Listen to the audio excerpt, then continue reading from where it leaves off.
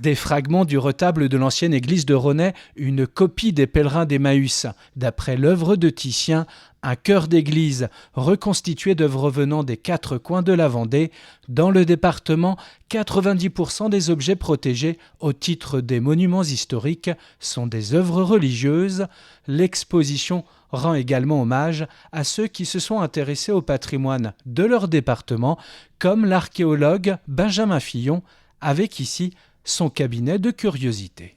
Ce sont des objets qui, au moment de la mort de Benjamin Fillon, donc à la fin du XIXe siècle, ont été dispersés entre différents musées, entre différentes collections. Et aujourd'hui, dans le cadre de l'exposition, on en a réuni une quinzaine. Donc ce sont des œuvres qui, il y a 150 ans, dialoguaient, qui ont été séparées et aujourd'hui, qu'on remet ensemble dans le cadre de l'exposition.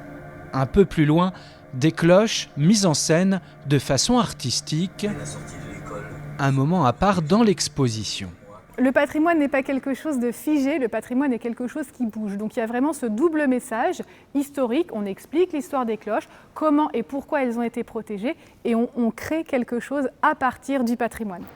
La plus ancienne d'entre elles date de 1487, elle provient de l'église de Châteauneuf. Le patrimoine, au sens le plus large, suscite de plus en plus l'intérêt du public.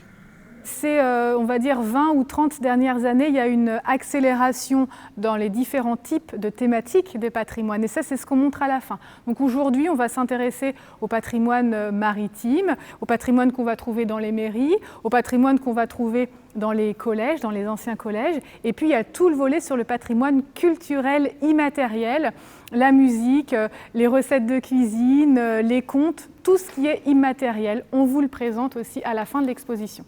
Trésor révélé de Vendée, le patrimoine dépoussiéré, à découvrir à l'Historial de la Vendée lors de la Nuit des musées et jusqu'au 29 août prochain.